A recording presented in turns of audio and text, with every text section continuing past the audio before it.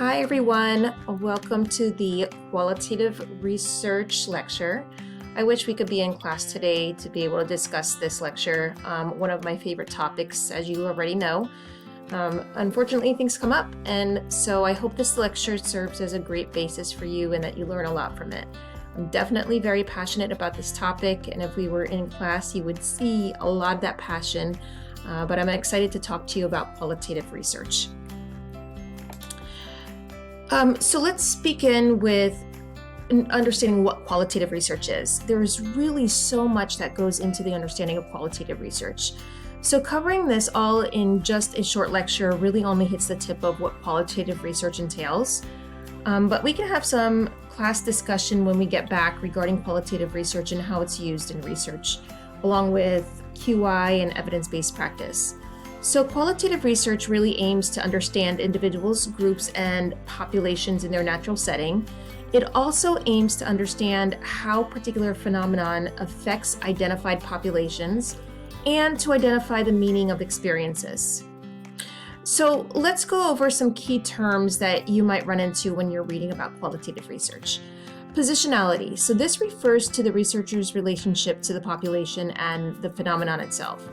Are you an insider? And how well are you accepted? Are you an outsider seeking to better look into the world and experiences?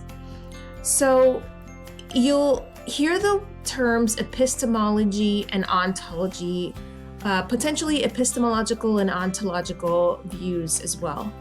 These two views are really based on the understanding of the researcher's stance to the research, as well as how they choose to potentially achieve an understanding and the experiences of the participants themselves.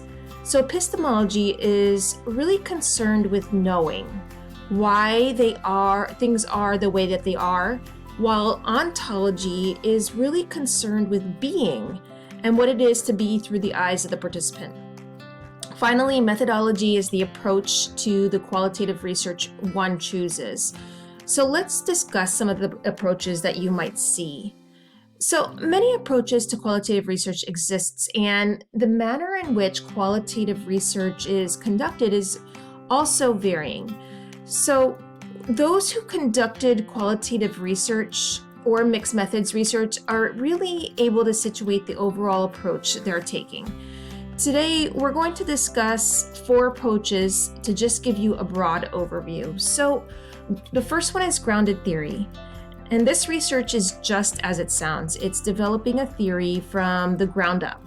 And the name is grounded theory because of that. So researchers attempt to develop this theory through collecting data and making observations in the field. And data can be collected through individual interviews, focus groups, and observations. Ultimately, the researcher wants to identify interrelated concepts regarding the particular phenomenon they're studying in order to really conceptualize this research into a theory or a model. So ethnography has historical ties to anthropology, as this research really takes a deep dive into the participants' lived experiences, their lives, and it really attempts to find this cultural meaning behind the particular phenomenon. It is often focused on cultural perspectives, and you're going to find that this research is very focused on particular ethnic groups, not the general population as a whole. Phenomenology or phenomenological research is my wheelhouse, and it seeks to understand a particular phenomenon, and it can really integrate either epistemological views of knowing or ontological views of being based on the philosophical underpinnings of the researcher's approach. So some philosophers believe that feelings had to be bracketed, such as Husserl. He felt that a researcher could bracket their feelings and experiences, and by doing that would avoid bias. By the way, Husserl is known as the father of phenomenology, just a little tip there. So, however, his protege, Heidegger, actually said that it's not possible to bracket or put your feelings aside, and that no matter how hard you try, you'll feel something during the research process. His thought to avoid bias was to conduct these value-laden interpretations that involved really understanding who you are as a researcher so that you can understand how the participant lives in the world and what it is to be them. Bias was avoided through hermeneutic circles, which does not always occur. And in that case, it can be really difficult for researchers to create an understanding of how bias could be avoided. Case study research really involves a deep specific interest and specific person or persons. Now, when doing a case study, there are usually just a couple of participants as the researcher takes a really deep dive into their lives. And it moves to understanding a particular phenomenon forward, or moving that particular phenomenon forward, and also builds upon any existing theory. So how does qualitative research begin? It's actually more of a cycle and a continuous process of inquiry. So to begin the process, you have to first identify a particular question or a problem. And this then moves into looking at specific theories or a deep dive into the literature to see what's already known about the topic. From there, you can actually develop your question, which may change over time based on the data itself. The next step is identifying the methodology or the methodological approaches you're going to take when conducting the research. So this really involves everything from the type of qualitative research to the sample, the recruitment, the data collection, and the analysis, and so on. And once all this data is identified and constructed, you can then begin collecting and analyzing any data. It's so important that you can discuss how your findings are valid through rigorous processes. And then finally, dissemination of the results, and the process begins all over again. So how is data collected? Data for qualitative research can be collected in many ways. Some include through interviews, either face-to-face, phone, Skype, Zoom, focus groups, a group of people who from the same population, journals or journal writing, and observations, whether they're direct or recorded, like smart home research, for example. There are just a few typical ways, but really there are several creative ways that qualitative research can be conducted. So data can be analyzed through software or through humanistic interpretations. And here's just a list of a few programs that are currently marketed. These include Atlas TI, Qualtrics, MaxQDA, and Vivo. For me, in my research, we do hermeneutic circles and qualitative circles, which is a group of individuals who come together to talk about the interpretations of experiences. Now, several different researchers have come up with criteria for rigor for qualitative research. Very well-known ones, which have been historically used for general qualitative research, include Lincoln and Guba, as well as Sandalowski's criteria. And other researchers have developed a criteria for rigor specific to different research processes, such as DeWitt and Plug, or whose expressions for rigor are really related to interpretive phenomenology. Many other criteria exist, however, these are just a few to name. So when you're integrating qualitative research into either a qualitative study or a mixed methods design, it's important to understand that there has to be some type of criteria for rigor that's followed. So just a little information about reliability and validity. I know that we talked about this a little bit, but I'm going to say it again. Reliability is statistical, so it does not apply to qualitative research. So you can't find qualitative research as valid because there's no statistical analysis that goes with it. However, I'm so sorry, I'm going to back up for a second. You will find qualitative research as valid because of the criteria for rigor and the appraisals that's done with it, but you cannot find it reliable. Reliable and reliability, again, is a statistical analysis. There's no p-value or statistical significance that comes with qualitative research.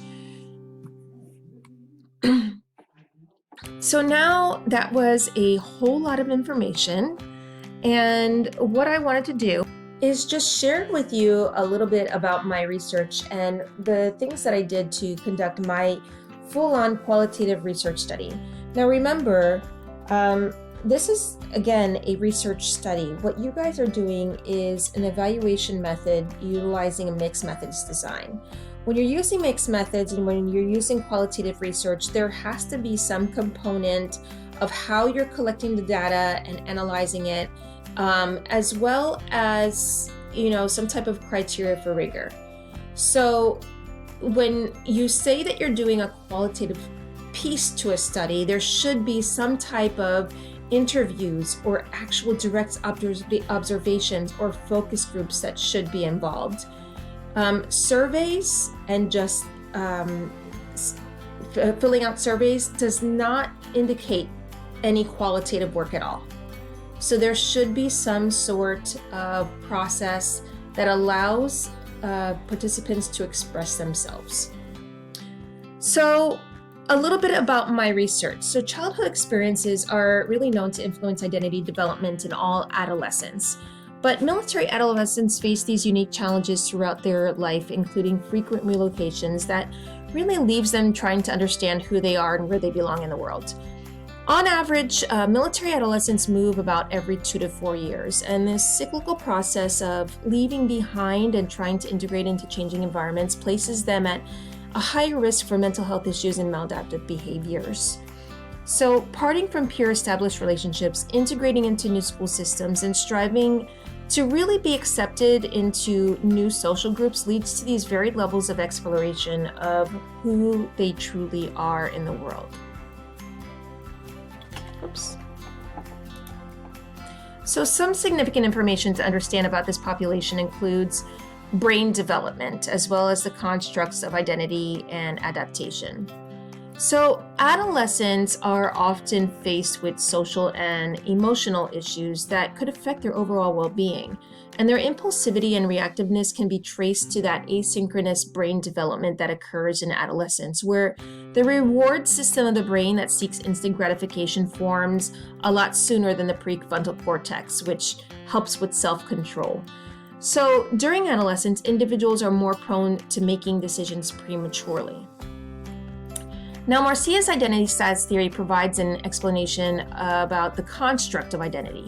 So exploration or identity crisis is this active search for who one is. And commitment is the recognizing oneself with assurance, whether it's committing to a particular job or religion.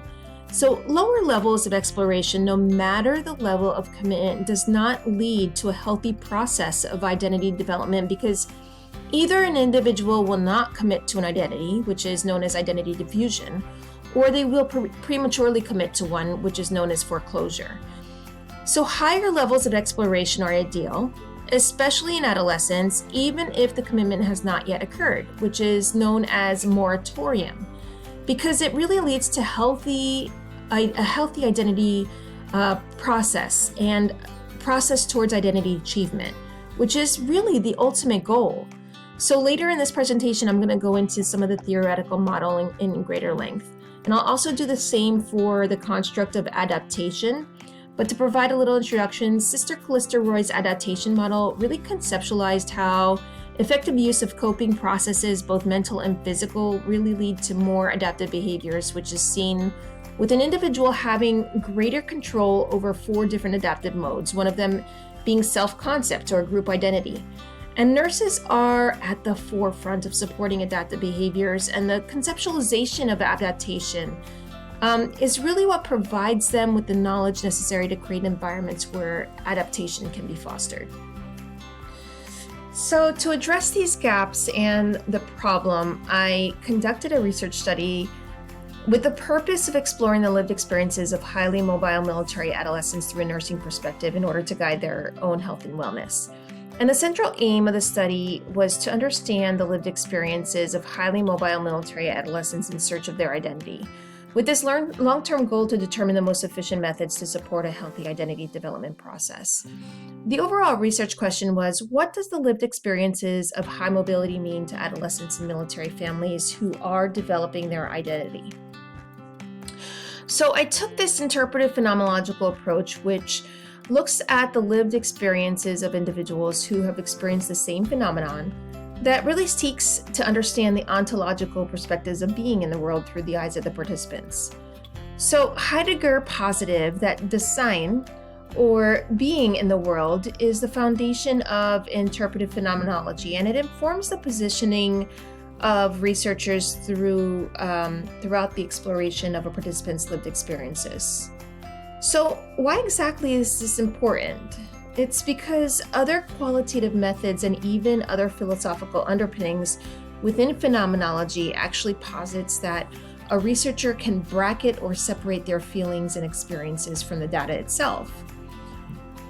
With my particular case, my own experiences as a military spouse who actually is raising highly mobile military children and adolescents makes it nearly impossible to truly separate my own experiences from the research. So as an interpretive phenomenologist, I positioned myself close to the participants and the research, allowing my interpretations to be value-laden in nature. So the inclusion criteria for my study were 16 to 18-year-old English-speaking adolescents with an active duty military parent in the U.S. Army, at least 3 military-related moves, with at least one of those moves being during or after 7th grade.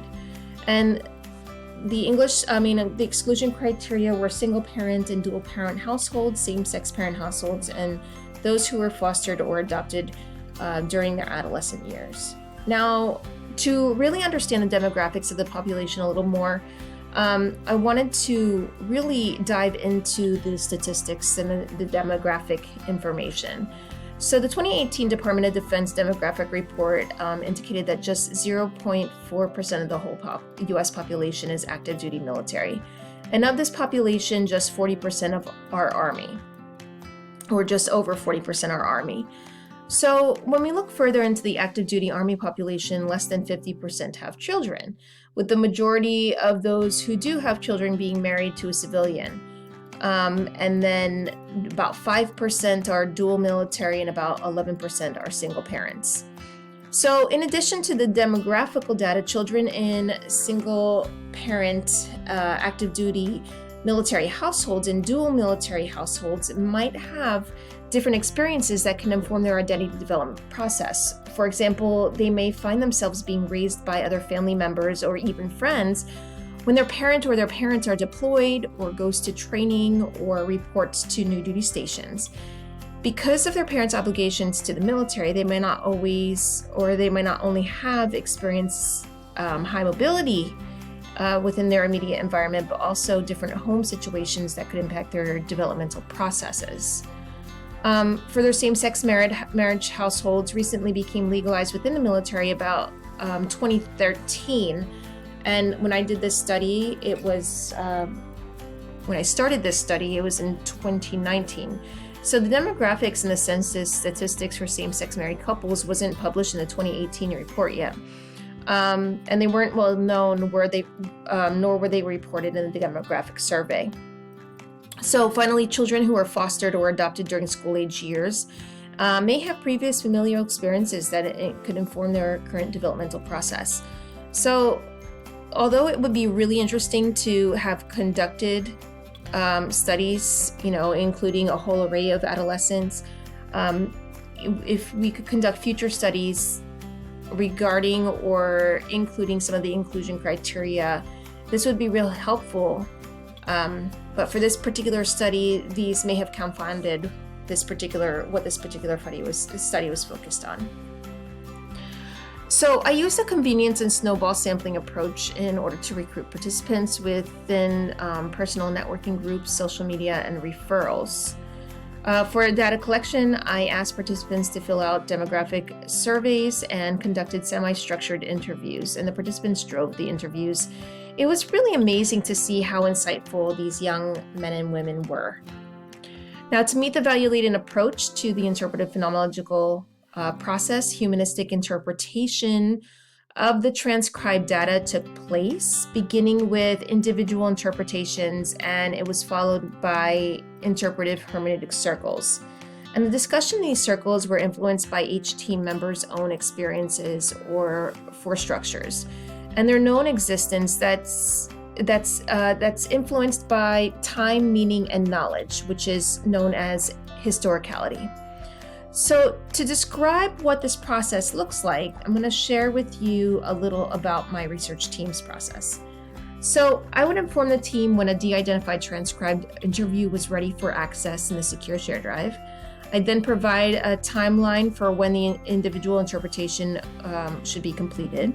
And then in that time, they would read the transcript, take notes, and they would write up their own interpretation of the participants' data using their own knowledge, understanding, and experiences in order to express why they arrived to those interpretations. And then a hermeneutic circle would take place every 1 to 2 weeks, where I would provide field notes of our previous meeting and the different themes that surfaced, ensuring that all the members had the opportunity to provide feedback. We would then read our interpretations of the new interview, and we would partake in this back and forth discussion of the meaning of each of the participants' experiences. Now, the discussions were so rich in context and so deeply rooted that not only did themes surface, but it also brought the research team to truly understand the importance of this work. The themes, as they did surface, they were organized on a Microsoft Excel spreadsheet that was color-coded and organized for clarity and understanding of how the themes and sub-themes were seen across the participants. Now, by taking part in this process, we were able to ensure that findings and themes derived from the study were valid and on point with the participants' experiences, and it was also a method for avoiding interpretive bias. Let's see. So of course I sought IRB approval, got consents, assents, and parental permissions, and spoke about potential risks. So to ensure that the study was a rigorous one, I utilized DeWitt and Plug's expressions of rigor throughout this study. And these included balanced integration, which is finding the balance between the philosophical underpinning and the participants' experiences. And this was done throughout the interpretive process by discussing the meaning of the participants' experiences based on the information they shared during the interview, which while truly allowing room for some value-laden interpretations to really be understood by our own knowledge and experiences. Openness. So this highlights the methodological process. So a couple slides ago, I shared the manner in which our team really conducted the individual interpretations, followed by the interpretive hermeneutic circles. And it was also really important that the data was organized in a really clear manner to ensure that the truth and the meaning of the participants' experiences could be captured across the board. Concreteness connects readers by identifying themes and discussing the linkage to nursing and nursing practice. This will be done by tying the findings through both theoretical and philosophical perspectives regarding the phenomenon, as well as sharing the implications for practice and future research. Resonance, it's providing rich descriptions of experiences throughout or through quotes from the actual participants. And as I discussed the results within my defense itself, I provided many rich and meaningful texts that allowed the audience to really feel and understand what the participants were experiencing. And then actualization, which is the continuation of interpretation and the findings of trustworthiness and the results after the work has been disseminated. So after interviewing the participants, the team was really able to see so many amazing themes rise in the data. And in looking at the chart, you'll find that 4 major themes were identified, including self-perception in the world, building relationships, overwhelming emotions, and fostering healthy transitions. There were also sub-themes under each, which are all listed here. I'm not going to go into depth about each of these themes and sub-themes, as I think that's going to take quite a bit of time. But I definitely wanted to share with you just how these themes processed or how they came about. And it was through that full hermeneutic circle process where we could have these negotiations of experiences and understanding of experiences with each other, and the themes were just so organic in nature. So what does all that information mean? What does the themes mean? How does it relate to real life? What can we do with the data? And how can we further understand it? Well, looking at the construct of identity and the theoretical ties between Marcia's identity statuses and the data itself, there really is such telling information. So when we look at Marcia's identity statuses, we won't necessarily see many of the participants in the low exploration or low commitment, or the high exploration, high commitment statuses. Yet what we did see were low levels of exploration of an identity, yet high levels of commitment was really prominent through the various accounts of the data, or in other words, this premature commitment to an identity. And this was because adolescents often commit to an identity based on the environmental, familial, and social experiences that they have had, rather than an independent exploration of self. So one really direct example was this one participant, Rachel, who mentioned that going into the military was what she chose because, in her words, it's the only thing that she had known. The experience of passing and conforming to others around them was also a factor, as well as conforming to the expectations and suppressing many of the overwhelming emotions that the participants had. Now, as we look at moratorium or the high levels of exploration without committing just yet, we can identify that moving and experiencing diverse environments and communities may seem like an opportunity for adolescents to greatly explore who they are in the context of the world around them, which many of them offered. But when these changes in environment occur often, time to explore is really limited. So this can lead to this great confusion of self, and rather than exploring to commit, as we see within the mammal cycle, highly mobile military adolescents will commit by conforming. So one really important takeaway is that even though many seemed to be in a state of foreclosure, that does not mean that they're not going to be successful throughout adulthood. On the contrary, they may be these very productive members of society, but the paths that they have chosen to take in life have been more influenced by conformation because of the experiences that they've had to face as highly mobile military adolescents. So let's take a look at the Roy adaptation model and the theoretical application to this research. So looking at this particular study, we recognize that the move itself as being the stimuli, with some of the external factors being leaving or making friends, and integrating into new schools or leaving homes. Now, when coping with this, there are many internal factors that came into play for these participants, including personal views of exploring the world. Now, this perspective showed that there was a sense of adaptability to the constant moving experience. But many also shared deeply rooted emotional ties to the overwhelming feelings, which led our team to believe that many participants were experiencing suppressed emotional feelings of pain and grief, as well as burden. And this is a gateway to maladaptive behaviors, which many were experiencing on their own, which was mainly due to a desire to not burden their parents, or they were just not aware of the resources around them.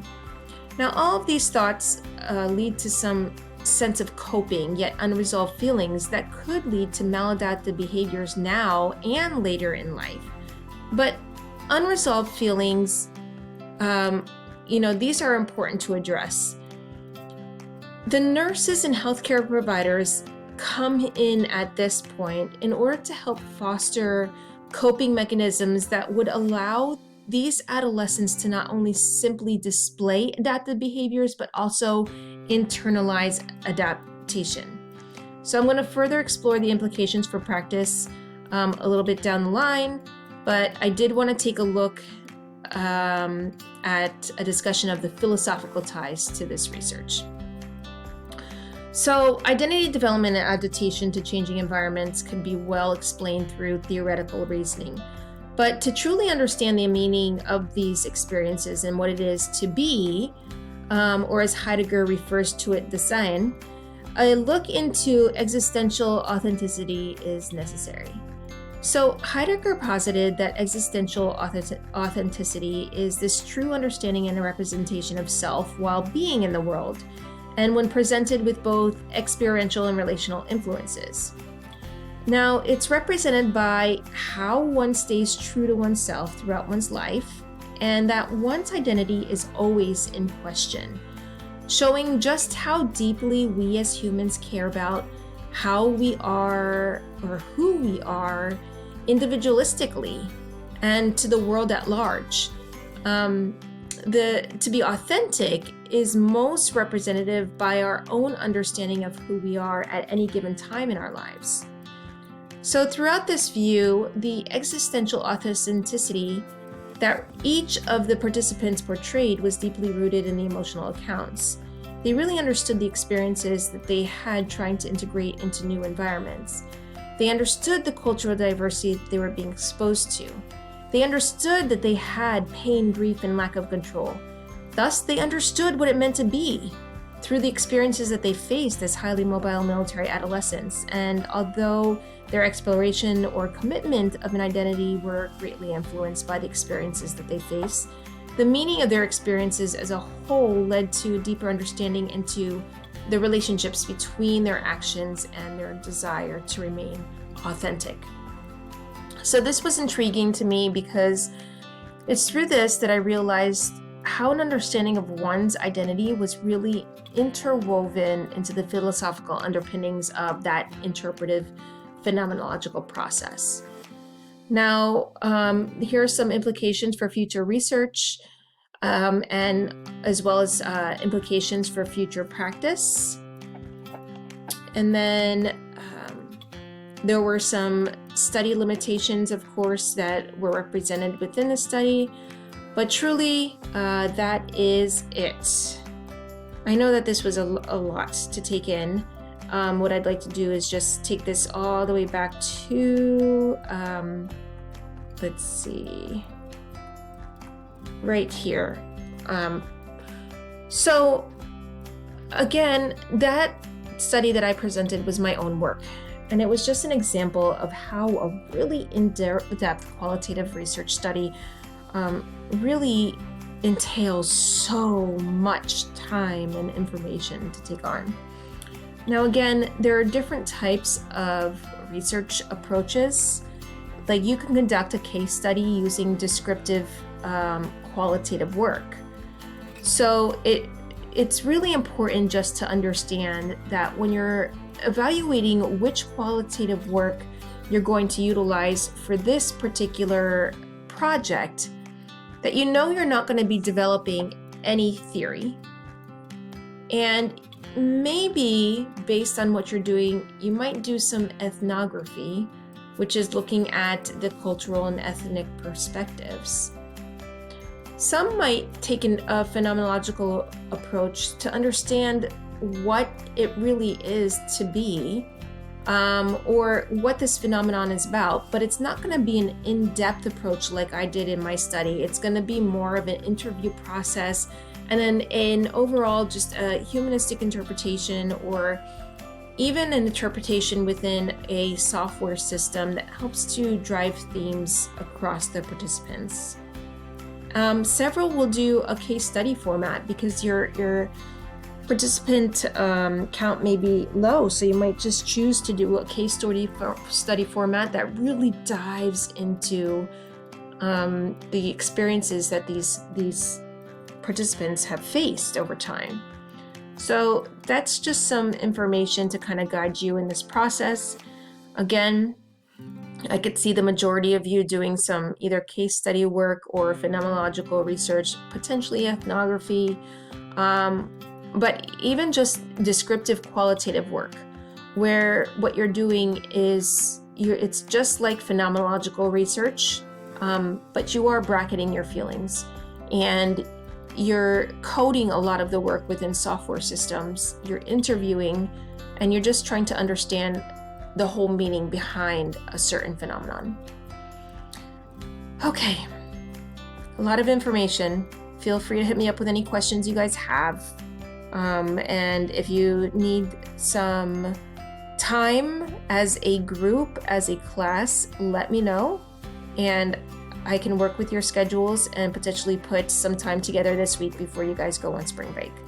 So let me know what your needs are, and I'm happily here to meet them. Thank you so much, and I will talk to you guys soon.